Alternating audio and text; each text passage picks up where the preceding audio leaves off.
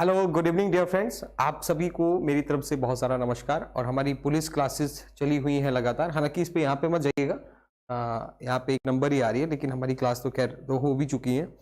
Good evening everyone. Kaushal Sunita ji, captain Anil Chaudhary, Kamal Kishore, Bhavna Tandon, Shivay ji, Anil Chaudhary, पवन, आप सभी दोस्तों को मैं बहुत सारा नमस्कार करता हूँ। तो हमारी हिमाचल पुलिस कांस्टेबल की क्लासेस में हमारी ये लगातार क्लासेस की सीरीज जो है वो जारी है। तो आज हम बात करेंगे इससे संबंधित जो भी मॉक टेस्ट हम डेली लगा रहे हैं उसी को हम कंटिन्यू करेंगे। जी पुष्पा सूर्यवंशी जी, गुड इवनिंग। बाकी हमारी बाकी क्लासेस में भी देखते रहिएगा। इसके बाद हमारी नेक्स्ट क्लास होती है, वो भी आप जरूर देखिए, वो भी आपके पुलिस के लिए बहुत यूजफुल रहेगी। ठीक है जी, तो चलो देखते हैं। आज आपको जवाब देना है एक एक करके। ध्यान से प्रश्नों को पढ़ें और फिर जवाब दें। देखिएगा, Which district does not share its boundary with Kangra district? कौन सा जिला अपनी सीमा कांगड़ा जिला के साथ साझा नहीं करता है? बिलासपुर, चंबा, ऊना एंड मंडी। बताइए। गुड इवनिंग जी, गुड इवनिंग सबको नमस्कार। बताइएगा, which district does not share its boundary with Kangra district? कौन सा जिला है जो कि कांगड़ा के साथ अपनी सीमा साझा नहीं करता है, वो बताना है जल्दी से। शुभम जी, वो भी जल्दी आएगी, बताइए जल्दी से क्या जवाब होगा। आपने लिखा ए बिलासपुर, जो कि बिल्कुल सही जवाब है। अगर आपको पता भी होगा, नक्शा भी याद होगा, तो कांगड़ा से चंबा भी आपका टच होता है। ये आपका जो ये इस तरफ वाला एरिया आता है, नूरपुर, और ये वाला एरिया आता है। ऊना से भी कांगड़ा टच होता है, मंडी से भी लगता है। मंडी से भी आपने देखा है, जो उस समय आपका जो जोगिंदरनगर वाला एरिया आता है, ये सभी मंडी से टच होता है। तो कांगड़ा से बिलासपुर जो है वो कहीं भी टच नहीं होता। अगला देखिए, मारकंडा खड्ड flaws in which district of HP? Markanda खड्ड हिमाचल प्रदेश के कौन से जिले में बहती है? कांगड़ा, बिलासपुर, चंबा एंड सिरमौर। ये भी आपने पढ़ा होगा, ये बहुत रिपीटेडली बारी बारी से प्रश्न आता रहता है, हर दूसरे एग्जाम को छोड़ करके ये प्रश्न आता है। पुष्पा सूर्यवंशी जी ने लिखा है सिरमौर, जो कि बिल्कुल सही जवाब है। जो आपका ये मारकंडा खड्ड है, ये सिरमौर के जिले में बहती है। सिरमौर जो जिला है उसमें बहती है। ठीक है, वेरी गुड, वेरी गुड, बहुत अच्छी बात। अगला देखिए, प्रश्न अगला यह है कि नाको झील, प्रश्न अगला क्या है? नाको झील हिमाचल प्रदेश के किस जिले में स्थित है? Kinnaur, Lahaul Spiti, Kangra and Chamba. Nako lake is located in which district of HP? बताइएगा। Kinnaur, very good. हाँ बिल्कुल, आते रहते हैं प्रश्न। नाको झील जो है, देखिए एचपी जीके के लिए तो मैं यही कहना चाहूंगा, चाहे आप जेओ एग्जाम की दें, चाहे हिमाचल एग्जाम की, किसी भी एग्जाम की तैयारी करें, अगर आप प्रीवियस ईयर में आए हुए प्रश्नों को सभी को सॉल्व कर लेंगे, आप इस हिमाचल जीके का सभी पोर्शन लगभग कवर कर लेंगे। आपके जो ये जो एक दिवसीय वनडे एग्जाम है, उसमें सभी तरह के प्रश्न यही बार बार रिपीट होते हैं। अगला देखिए कि where does the river Sutlej enter Shimla district? Sutlej नदी शिमला जिले में कहां से प्रवेश करती है? सनम, हेमराज, सतलुज नदी शिमला जिले में कहां से प्रवेश करती है? क्योनी, अनी, कुम्हारसेन और बढ़ल। आपने लिखा है बढ़ल। बढ़ल, वैसे तो ये चोड़ा में प्रवेश करती है, बढ़ल वही है, तो ये आपको ध्यान रखना है, बढ़ल से प्रवेश करती है। बाकी ये तो ऑप्शन सभी गलत है, डी ऑप्शन यहां पे सही होगा। ठीक है, चलो अगला देखिए, प्रश्न है कि गांधी जी के कितने अनुयायी दांडी यात्रा में जाने के लिए चुने गए थे? ये आपको बताना है। How many of Gandhi's followers were selected to go on the march to Dandi?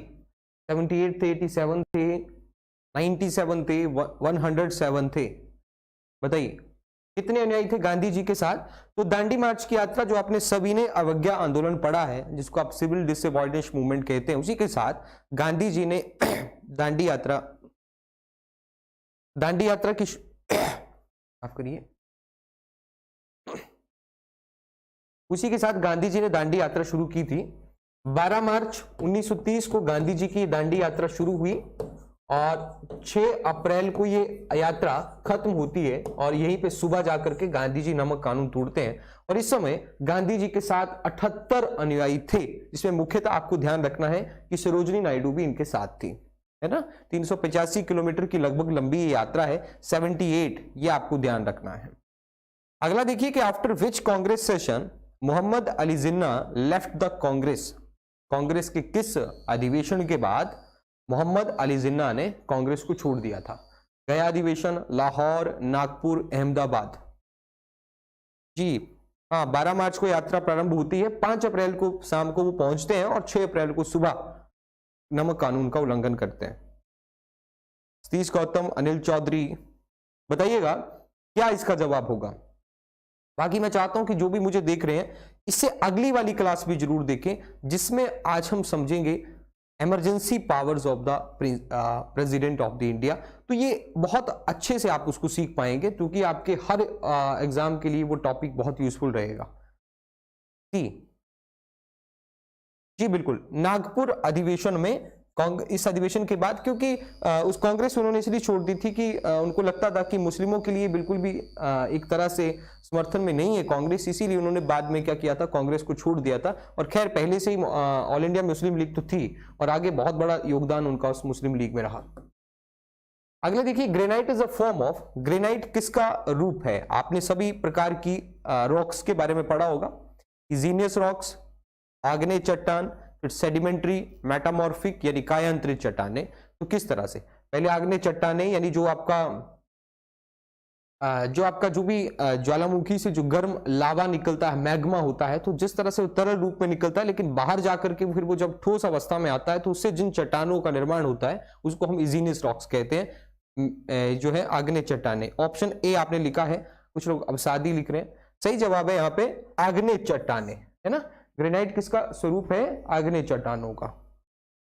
अगला देखिए, इनमें से कौन सी एक हरित गृह गैस है, which of the following is green house gas. Oxygen, carbon dioxide, पढ़िए।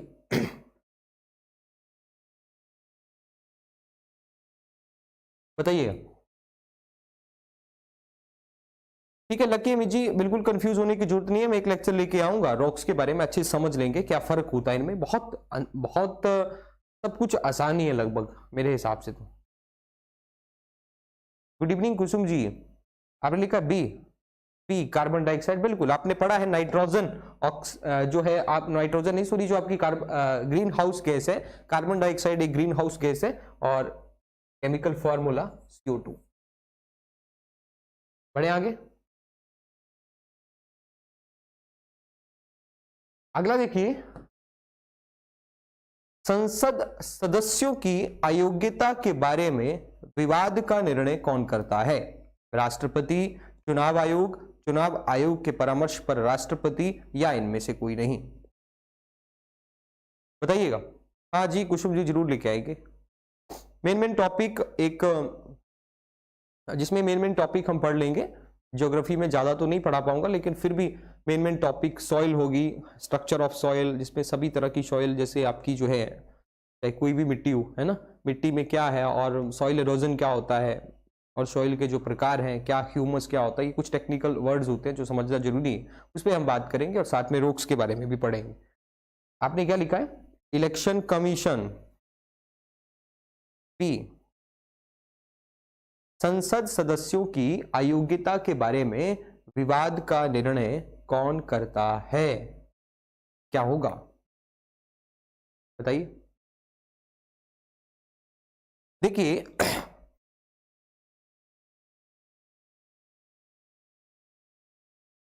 इंग्लिश की क्लास लेके आना, पूजा मैम से बात करके, मतलब पूजा मैम लेके आएंगे, मैं लेके आऊंगा।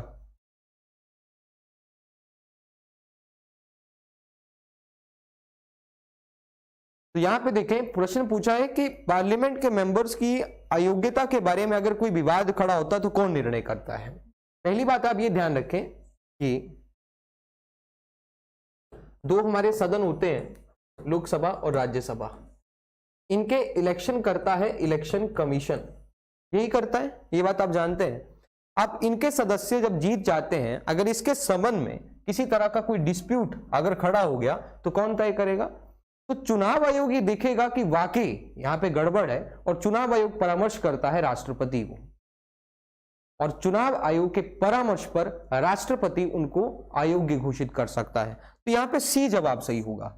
दूसरी बात आप ये ध्यान रखें कि यदि कोई सदस्य अयोग्य पाया जाता है 10वीं अनुसूची के आधार पर, 10वीं अनुसूची के आधार पर यदि कोई व्यक्ति अयोग्य पाया जाता है तो मतलब क्या है 10वीं अनुसूची का कि दल बदल के आधार पर, तो दल बदल के आधार पर ना तो पावर चुनाव आयोग को है ना ही राष्ट्रपति को है। दल बदल के आधार पर अगर अयोग्य घोषित करना है तो जो संबंधित सदन का अध्यक्ष होगा, अगर वो लोकसभा का मेंबर है तो लोकसभा के स्पीकर, और अगर राज्यसभा का मेंबर है तो राज्यसभा के सभापति, तब वो उनको डिस्क्वालीफाई घोषित करेंगे, अयोग्य कर देंगे। मेरी बात समझ रहे हैं?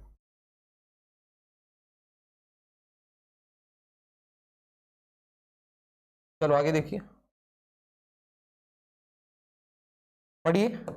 The quorum of Rajya Sabha, Rajya Sabha की गणपूर्ति कितनी होती है? उर्मी ठाकुर जी, मुझे भी आइडिया नहीं है ना कब एग्जाम होगा, लेकिन उम्मीद है कि बहुत जल्द हो जाएगा। बताइएगा कि राज्यसभा की गणपूर्ति कितनी होती है? कुल सदस्यता का 1/5, 1/6, 1/10 इनमें से कोई नहीं। आपने लिखा 1/10, जो कि बिल्कुल सही जवाब है, 1/10। अगर हम बात करें तो आपको पता है कि कॉरम संख्या, जो गणपूर्ति संख्या होती है, यानी तब तक कॉरम पूरा नहीं माना जाता, चाहे बात लोकसभा की हो चाहे बात राज्यसभा की हो, यानी जब तक इसके कुल सदस्यों का 1/10 लोग उपस्थित ना हो तब तक कॉरम जो है वो पूरा नहीं माना जाता। इस बात को आपने ध्यान रखना है। दूसरी बात, राज्य के यहां पे कॉरम का मतलब है 1/10, आप 1/10 ही लिखे, भले ही यहां पे ऑप्शन 1 55 हो, क्योंकि कॉरम तो वैसे 55 में पूरा होता है। क्यों? क्योंकि 545 अगर लोकसभा में मेंबर है, राज्यसभा में 245 है, तो यहाँ पे 55 लोग चाहिए, यहाँ पे 25 चाहिए, लेकिन आप फिर भी कॉन्स्टिट्यूशनल भाषा से चलेंगे तो यहाँ पे जवाब सी सही होगा। समझ रहे हैं? क्या लिखा आपने? Governor of the state. और दूसरी बात आप ये ध्यान रखना है, अच्छा अगले का भी जवाब दे दिया, अभी बहुत एडवांस है आपका, नए ऑप्शन में हुई ना। इनमें से कौन भारत के राष्ट्रपति के प्रसाद पर्यंत अपने पद पर बने रह सकते हैं? Which one of the following offices is held during the pleasure of the President of India? उपराष्ट्रपति, भारत के मुख्य न्यायाधीश, किसी राज्य के राज्यपाल या यूपीएससी के अध्यक्ष? बताइए। टिपू रॉयल, डीके हीर जी, गुड इवनिंग। तो आपने लिखा है बिल्कुल, उपराष्ट्रपति को प्रसाद पर्यंत रहने का कोई मतलब ही सवाल ही पैदा नहीं होता। मुख्य न्यायाधीश है, उनके एक रिटायरमेंट एज है जो कि 65 है, और इससे पहले उनको कोई हटा नहीं सकता। हटा सकते हैं लेकिन एक प्रक्रिया है संसद की। यूपीएससी के अध्यक्ष है, उनको हटा सकते हैं राष्ट्रपति, लेकिन राष्ट्रपति के प्रसाद पर्यंत नहीं है, यानी कि राष्ट्रपति ऐसे ही नहीं हटाएंगे, 2 आरोपों पर, और फिर सुप्रीम कोर्ट से जांच करवाई जाती है, उसी के बाद हटाया जा सकता है। किसी राज्य के राज्यपाल जो है वो राष्ट्रपति के प्रसाद पर्यंत यानी कि मंत्री परिषद की इच्छा पर निर्भर करते हैं। तो यहाँ पे सी ऑप्शन लिखा, आपने सी ही लिखा है, जो कि बिल्कुल सही है। अगला देखिए, प्रश्न है कि किस राज्य में महिला साक्षरता दर उच्चतम है, यह बताना है। किस राज्य में महिला साक्षरता दर ज्यादा है? In which state female literacy rate is the highest? Kerala, Maharashtra, Tamil Nadu and Paschim Bangal. बताइएगा, जल्दी से कमेंट करते चलना है आपको। बताइए कौन से राज्य में महिला साक्षरता दर उच्चतम है? महिला साक्षरता दर का मतलब क्या है कि लिटरेसी रेट, महिलाओं की संख्या कितनी और कितने उसमें से पढ़े लिखे। वैसे साक्षरता दर निकालने के लिए हम 7 वर्ष से ऊपर आयु के जो लोग हैं, 7 वर्ष से ऊपर आयु का लोग, एक ऐसे व्यक्ति, दूसरी बात आप ये भी ध्यान रखें कि एक ऐसे व्यक्ति जो सिर्फ पढ़ सकते हैं, लिख नहीं सकते, उनको भी निरक्षर ही कहा जाता है, वो भी इलिटरेट ही है। तो साक्षर किसको कहेंगे? 7 वर्ष से ऊपर आयु के व्यक्ति जो पढ़ और लिख सकते हैं उनको साक्षर कहा जाएगा। तो आपने यहाँ पे केरला लिखा है, जो कि बिल्कुल सही जवाब है। केरला में महिलाओं की जो लिटरेसी रेट है वो बहुत ज्यादा है, और पूरे भारत में आपने देखा है कि आपने एक बार समाज आधारिक संरचना का नाम सुना है, बेसिक एक स्ट्रक्चर वो डेवलप करना पड़ता है। आपने देखा है कि अगर केरल में प्रति व्यक्ति आय भले ही कम हो, लेकिन कुछ फील्ड में केरल आगे क्यों है? क्योंकि इसके संबंध में जो आधारिक संरचना है वो बहुत आगे है। अगर किसी एग्रीकल्चर प्रोडक्शन में हिमाचल अगर आगे है तो मतलब उसके संबंध में उसने आधारिक संरचना डेवलप कर रखी है। तो महिला सशक्तिकरण वैसे बहुत आवश्यक है, सरकार की बहुत सारी योजनाएं इसके संबंध में आती हैं। हालांकि कोई राज्य उसमें उतना अच्छे से इंप्लीमेंटेशन करता है या नहीं करता, लेकिन महिला साक्षरता के लिए आप ये भी ध्यान रखें कि हमारी सोच, हमारी मानवीय सोच कैसी है, क्या हम पुरानी रूढ़िवादी परंपराओं को ही ध्यान में रख रहे हैं, तो ये बहुत चीजें फैक्टर रखती हैं यहाँ पे। तो यहाँ पे इस तरह से आप प्रश्न यही मानेंगे कि कहाँ पे कम है कहाँ पे ज्यादा, तो केरल में सबसे ज्यादा है और सबसे कम अगर आपसे पूछा जाए तो आप जानते हैं बिहार में वैसे भी सबसे कम है, और केरल में पूछा जाए तो लगभग 95% जो है साक्षरता दर महिलाओं की है। अगला देखिए, RRB are owned by, RRB किसके अधीन है? यहां पे आरआरबी का मतलब क्या है? क्षेत्रीय ग्रामीण बैंक यानी कि रीजनल रूरल बैंक्स। केंद्र सरकार के अधीन है, राज्य सरकार के अधीन है, प्रायोजक बैंक के अधीन है, या संयुक्त रूप से इन सभी के द्वारा।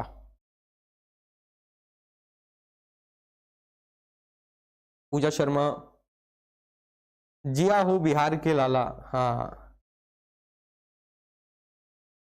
ए।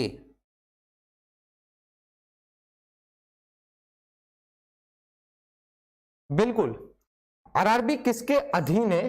केंद्र सरकार के अधीन है, केंद्र सरकार के अधीन है। रीजनल रूरल बैंक्स होते हैं, ग्रामीण में ग्रामीण क्षेत्रों के संबंधित बैंक होते हैं, ये सीधे सीधे केंद्र सरकार के अधीन है, स्टेट गवर्नमेंट के अधीन नहीं है। अगर हम बात करें जैसा कि आपके हिमाचल में भी बैंक है, हिमाचल ग्रामीण बैंक, तो ये भी अगर सीधा देखो क्या होता है ना, कई बार आपका प्रैक्टिकली प्रश्न पूछ लिया जाता है, कहीं ऐसा ना हो कि हिमाचल ग्रामीण बैंक आपसे पूछ लिया जाए और आपसे पूछा जाए कि भाई कौन से सरकार के अधीन है, लिखा होगा हिमाचल सरकार, भारत सरकार, और आपको लगे हिमाचल ग्रामीण बैंक लिखा है तो आप हिमाचल कर दे, तो ऐसा गलत हो जाएगा।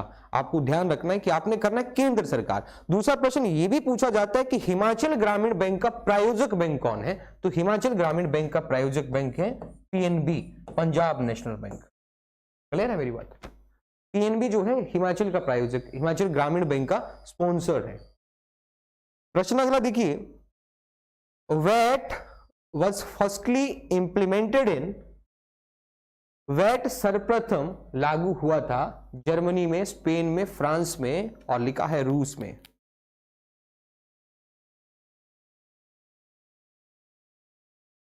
बताइएगा, वैट सबसे पहले कहां लागू हुआ? German, Spain, France and Russia. Pushpa Suryavanshi, Rishi Lytia, Shubham Sharma, France. आपने लिखा फ्रांस, जो कि बिल्कुल सही जवाब है। वैट सबसे पहले, वैट का मतलब होता है वैल्यू एडिड टैक्स, टैक्स। हालांकि अब तो वैट नहीं है, अब तो जीएसटी चलता है भारत में, गुड्स एंड सर्विसेज टैक्स। बाकी गुड्स एंड सर्विस टैक्स तो आपको पता ही है कि गुड्स एंड सर्विस टैक्स 3 तरह का होता है, जिसमें एक SGST, CGST and IGST, interstate GST, 2 राज्यों के बीच में व्यापार के लिए भी जीएसटी होता है।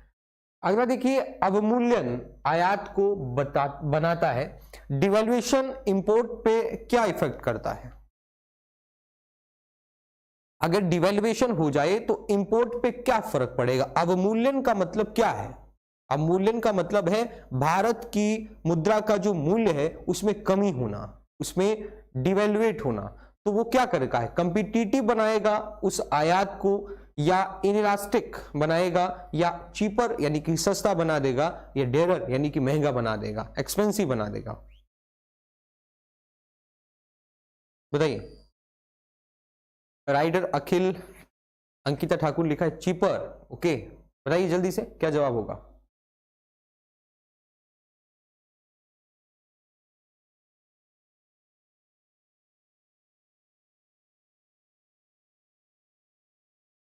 Mahendra Singh ji good evening. आपने लिखा है डी, कुछ लोग सी लिख रहे हैं।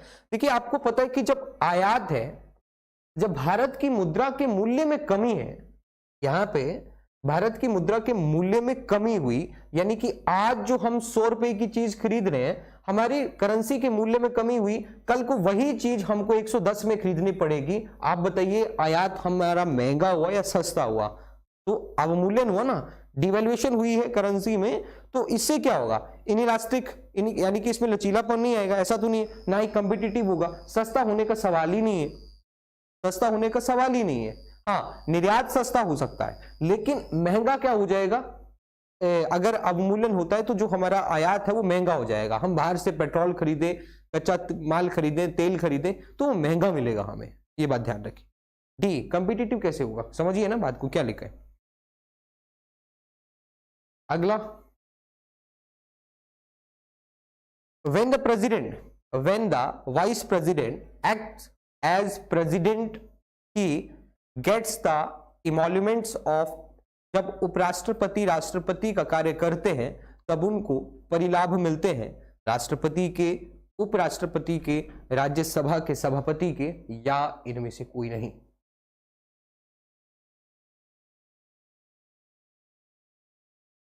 बताइए, जल्दी जल्दी बताइए, फिर 5:15 बजे हमारी दूसरी क्लास है, वो भी करनी है। भाई डी लग रहा तो करना था ना।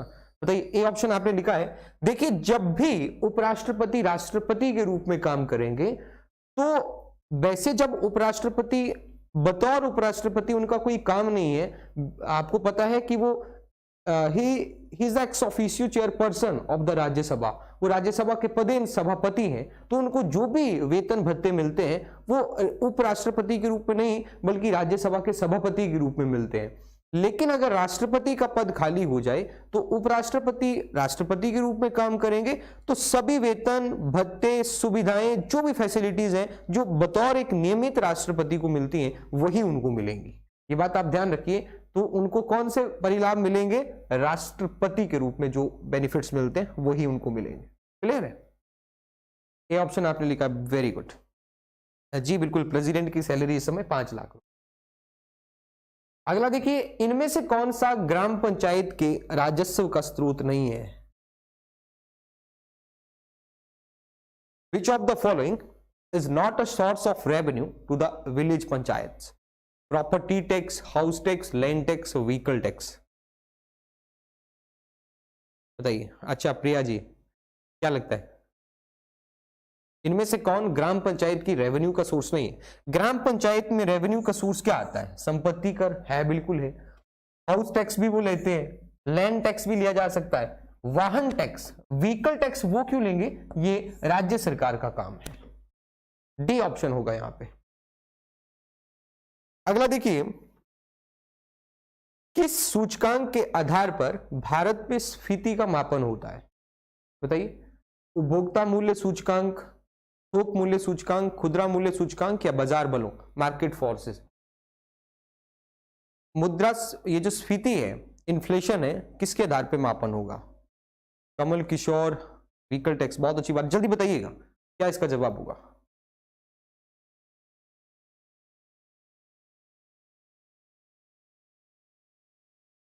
बी।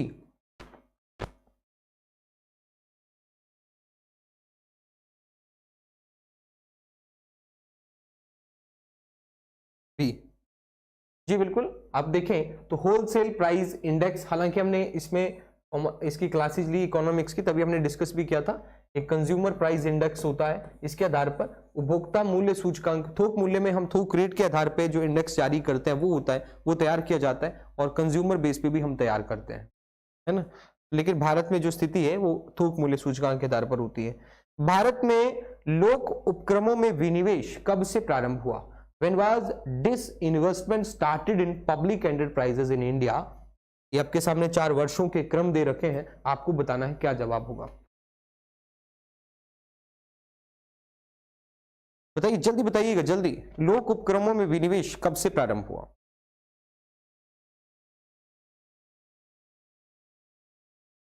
क्या लिख रहे हैं आप, बताइए। आपने यहां पे लिखा है, तो देखो, भारत में लोक उपक्रमों में विनिवेश जो प्रारंभ होता है, फिर डिसइन्वेस्टमेंट की जो प्रक्रिया प्रारंभ होती है 1991 1992 इसमें होती है, 1991-92 में। ठीक है, आप लोग लट भड़ोल से भी हैं, लट भड़ोल से भी देख रहे हैं आप। अगला देखिए, वैश्विक स्तर पर प्रत्येक वर्ष के लिए मानव विकास सूचकांक किसके द्वारा प्रकाशित होता है? एक वर्ल्ड लेवल पर ह्यूमन डेवलपमेंट इंडेक्स जारी किया जाता है, बताइए किसके द्वारा यह पब्लिश किया जाता है? जी बताइएगा नीरज। भाई इसके बाद वाली क्लास भी जरूर देखिएगा, तभी पुलिस का एग्जाम क्लियर करना है तो वो भी सब कुछ जरूरी है।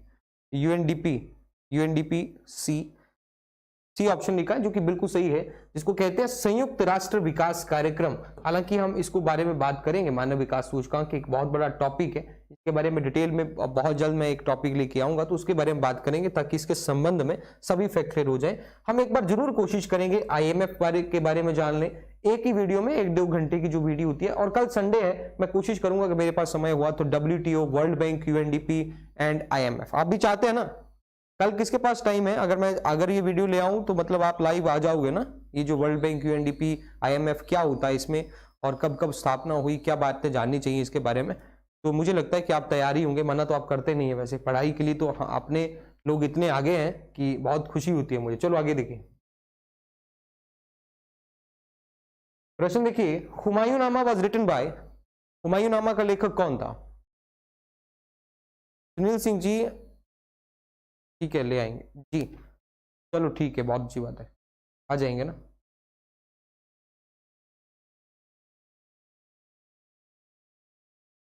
चलो ठीक है मैं ले आऊंगा पक्का, है ना। हुमायूंनामा के लेखक कौन है? तो हुमायूंनामा के लेखक जो हुमायूं है, खुद हुमायूं की बहन गुलबदन बेगम, उन्होंने लिखा था हुमायूंनामा। अगला देखिए, संत कबीर का जन्म स्थान क्या है? RK रोहित हिमाचली जी, भाई साहब आप बहुत लेट आ रहे हैं, हम सब कुछ ही पढ़ते हैं लेकिन आप, चलो मैं मानता हूं बहुत सारे लोग लेट जुड़ रहे हैं क्योंकि वो आप स्पेशली पुलिस की क्लासेस के लिए आए हैं, लेकिन ये जो कह रहे हैं आपकी जीके पढ़ाइए, तो ये हम जीके ही तो कर रहे हैं ना। चलो ठीक है जी, कुसुम जी बताइए, इसका बताइए, इन्फॉर्म कर दूंगा मैं टाइम के लिए, बताइए। अभी पक्का नहीं है लेकिन कोशिश करूंगा। सी आपने लिखा है, कुछ लोग सी लिख रहे हैं, सी मथुरा नहीं। हालांकि इसके बारे में, कबीर के बारे में अभी भी कंफर्म नहीं है, लेकिन कहा जाता है कि उनका जन्म वाराणसी में हुआ था। और आपको पता है भक्ति कालीन के वो संत हैं, और 1398 ईस्वी में संत कबीर का जन्म हुआ था। वो जुलाहा परिवार से संबंध रखते थे, और आपको पता है कबीर के दोहे आपने सुना है, एक वाणी है वाराणसी यूपी में।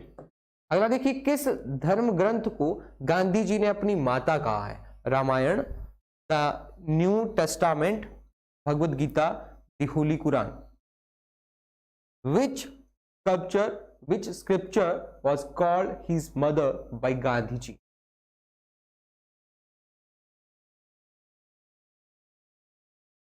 हाँ तो आप आज ही आए ना, तभी तो है। बताइए क्या लिखा आपने? सी। बताइए इसका जवाब क्या होगा? तो आपको ध्यान रखना कि कौन से धर्मग्रंथ को गांधी जी ने अपनी माता कहा, तो भगवत गीता। गांधी जी वैसे भी आप देखें तो धर्म को लेकर के, मतलब एक तरह से आप न्यूट्रल भी नहीं कह सकते, गांधी जी तो धर्म के काफी समर्थक माने जाते हैं, और उनका ऐसा भी नहीं है कि दूसरे धर्म के विरोधी, सभी धर्मों का समान भाव वो रखते थे। और उन्होंने राजनीति में धर्म की वकालत की थी कि राजनीति में धर्म का भी इसमें सहयोग होना चाहिए।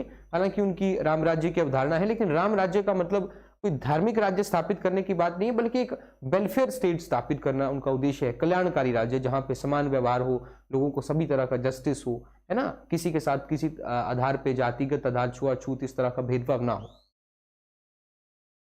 अगला देखिए, रामकृष्ण मिशन के संस्थापक कौन थे? बहुत बार प्रश्न पूछा जाता है अभी, रामकृष्ण मिशन, ब्रह्म समाज क्या है, आर्य समाज क्या है? नहीं, SK सोनू जी अभी कंफर्म नहीं है, अभी कुछ भी पता नहीं है किसी को कि पुलिस का एग्जाम कौन लेगा, लेकिन मुझे लगता है डिपार्टमेंट ही लेगा शायद फिर से।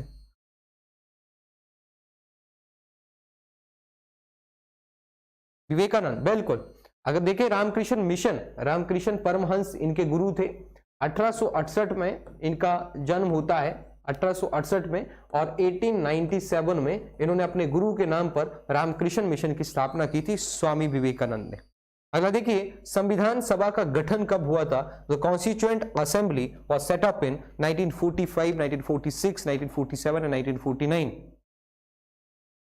बताइए यार, आप क्यों नहीं कर सकते हैं? सब आप कमीशन के सारे पेपर सॉल्व कर रहे हैं, फिर तो मतलब आप सभी सरकारी नौकरी के हकदार हैं मेरे हिसाब से।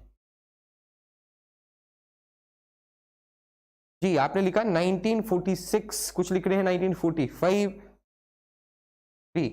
हाँ बिल्कुल, संविधान सभा का गठन 1946 में हुआ, और कब हुआ?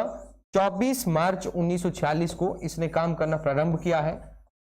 एक्चुअली में ये जो 46 एक्चुअली में मतलब ये संविधान सभा पे विचार होता है इस दिन, और कैबिनेट मिशन की सिफारिश पर इसका गठन किया गया था। ये प्रश्न भी पूछा जाता है, संविधान सभा का गठन किसकी सिफारिश पर हुआ? कैबिनेट मिशन, जो कि 23 मार्च 1946 को भारत आया और जो पैट्रिक लॉरेंस की अध्यक्षता में ये ग्रुप आया था, और इसके अनुसार 389 सीट्स का प्रावधान किया गया था। ल्यूसेंट की सीरीज शुरू करो एक। भाई साहब आप धन्य हो जो यहाँ पे आ रहे हो, हम ल्यूसेंट से पता नहीं कहां आगे पहुंच चुके हैं और आप फिर भी अंदाजा है हम ल्यूसेंट से कहां आगे हैं, और आप अभी ल्यूसेंट में ही अटके हो बाकी चैनल्स की तरह। कई बार चलो देखिए, अब मैं कमेंट ज्यादा नहीं पढ़ूंगा किसी के, ठीक है? ऐसे मेरा दिमाग खराब होता है फिर कि मतलब आप ल्यूसेंट की बात किए जा रहे हो अभी तक, है ना? मिलेगी कुसुम जी, क्यों नहीं मिलेगी? आप मेहनत तो करिए, मिलती रहेगी। The authorization for the withdrawal of funds from the consolidated fund of India, Bharat की समेकित निधि में से आहरण की प्राधिकारिता अवश्य खालिस्तान के पास से आनी चाहिए। देखो ना यार, आप क्लासेस मतलब एक तो आप पहली बार आते हैं, फिर ल्यूसेंट की स्टार्ट करेंगे हम, मतलब फिर वो घोड़े में बैठ के फिर गधे में बैठने वाली बात आएगी।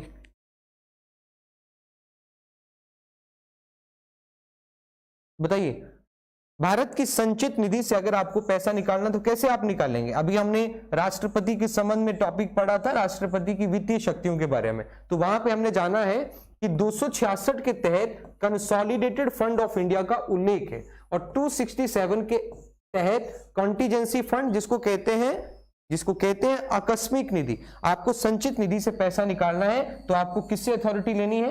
आपको संसद से अथॉरिटी लेनी है। अगर आपको आकस्मिक निधि से पैसा निकालना है आपको राष्ट्रपति से अनुमति लेनी है। ये आपने लिखा है। चलो आगे देखिए, ये भी मैंने बताया था, अभी परसों बताया है। सामान्य चुनावों के पश्चात प्रोटेम स्पीकर क्या है? After the general election the pro tem speaker is, राष्ट्रपति वाली क्लास में परसों ही बताया ना मैंने, और आपको यही तो बताना है कि प्रोटेम स्पीकर है क्या। हालांकि आप ये भी जानते हैं कि pro tem speaker is not a constitutional post. हाँ, गवर्नर राज्य के संदर्भ में और केंद्र के संदर्भ में राष्ट्रपति।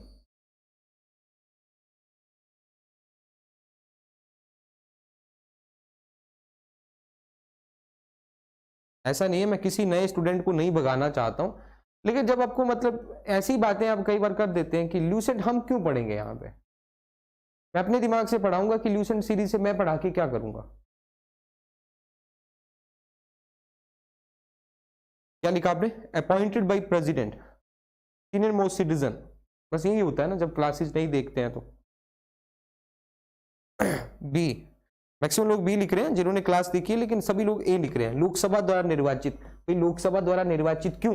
यहां पे होता अगर लोकसभा स्पीकर तब तो होता वो लोकसभा द्वारा निर्वाचित, तब तो उसको लोकसभा चुनती है, और यहां पे जरूरी भी नहीं है कि वो वरिष्ठ सदस्य हो। मैंने कहा कि आर्टिकल 99 के तहत प्रोटेम स्पीकर की नियुक्ति राष्ट्रपति करते हैं और वो बतौर सांसद के रूप में शपथ लेते हैं। उसका एक ही काम है, एक अस्थायी लोकसभा स्पीकर के रूप में काम करना, और एक दूसरा काम भी है कि संसद के सदस्यों को शपथ दिलाना, उसका ये काम है। तो वो है प्रोटेम स्पीकर। बी होगा, जिन्होंने क्लास देखी है वही कर पाएंगे। अगला देखिए, ये देखो सभी कमीशन में पूछे गए पेपर है, ठीक है? देखिए यार ये क्या होता है, गायब हो गया वो सारा। चलो आगे देखते हैं। आगे देखिए, the 7th schedule of the constitution of India contains provisions regarding schedule languages, oaths and affirmations, administration of tribal areas, union state and concurrent list।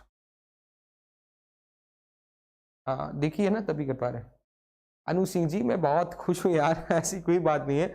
बताइए मुझे कि संविधान की 7वीं अनुसूची के किसके संबंध में प्रावधान है?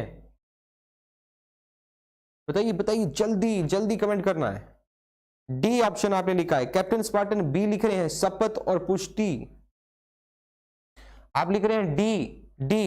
आपको इसकी कविता है, मेरी वीडियो मिलेगी आपको यूट्यूब में, poem based on schedules of Indian constitution, इसके संबंध में कविता है।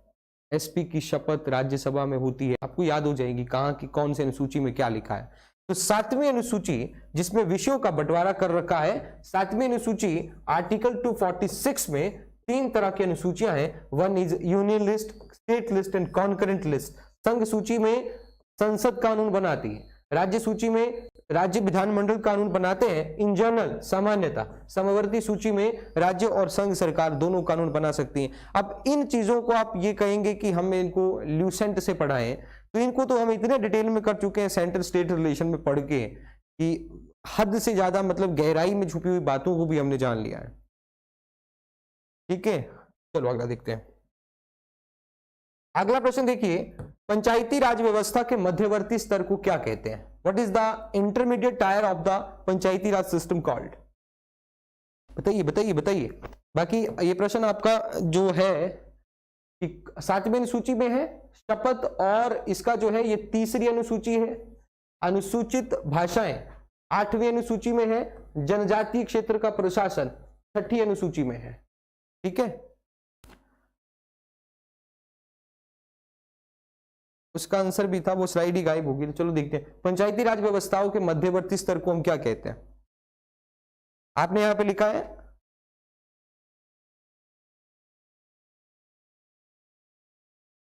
सी, आपने लिखा है सी, पंचायती राज व्यवस्था के मध्यवर्ती स्तर को पंचायत समिति कहते हैं। बलवंत राय मेहता कमेटी की सिफारिश पर हमने ये किया था।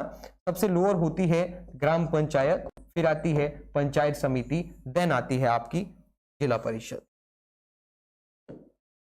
ये तो सभी दे सकते हैं। अभी तो आपने अभी भी कुछ बी और सी लिखे जा रहे हैं। भाई आपने चुनाव में हिस्सा नहीं लिया है इस बार, अभी तो हुए इलेक्शन। सरकारी निवेश खर्च के वित्त पोषण के विविध तरीकों में सबसे कम स्फीतिकारी क्या है? On the various ways of financing governments investment expenditure, the lease inflationary, विदेशी सहायता, घाटे का वित्त पोषण, कर लगाना और सार्वजनिक उधार, पब्लिक बोरोइंग।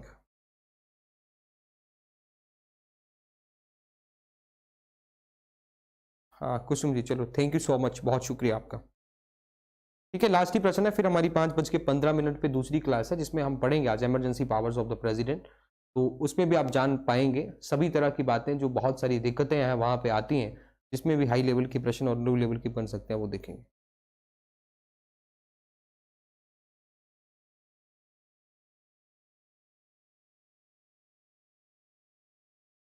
अच्छा 150 क्वेश्चन रह गया, चलो कोई नहीं। ये है नाबार्ड की स्थापना, आपको पता ही है। 6ठी अनुसूची, सिक्स्थ जो 5 ईयर प्लान था, है ना, 6ठी पंचवर्षीय योजना थी, उसमें ये किया गया था। ठीक है चलो, रह गया, आपने देख लिया। ये अगला देखिए, इसमें क्या होगा? सरकारी निवेश खर्च के वित्त पोषण के विविध तरीकों में सबसे कम स्फीतिकारी क्या होता है? मुकेश जी बिल्कुल डेली होती है क्लास, डेली होती है। बी, इसका बताइए जरा क्या होगा जवाब। अब लिखा है कि सरकारी निवेश खर्च के वित्त पोषण के विविध तरीकों में सबसे कम स्फीतिकारी क्या हो सकता है? 6 क्या हो सकता है? विदेशी सहायता, घाटे का वित्त पोषण, या सार्वजनिक उधार। घाटे का वित्त पोषण यानी घाटे का बजट तैयार कर लेना, वो भी नहीं है। बी, बी,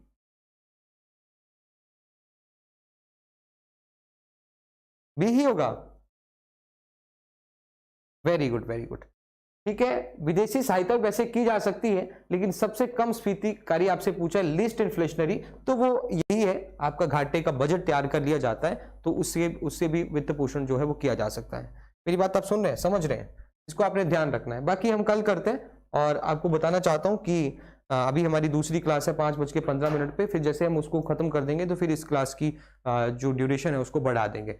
तो मैं चाहता हूं कि 5:15 पे हमारी दूसरी क्लास है, वो पुलिस वालों के लिए भी, जेओए वालों के लिए भी, और हर एग्जाम के लिए बहुत इंपॉर्टेंट है। आप उसको भी जरूर देखें। अभी मिलते हैं हम आपसे 2-3 मिनट के अंदर, मैं आपसे फिर से मिलता हूं। राष्ट्रपति वाली क्लास में जरूर आइए। Thank you so much.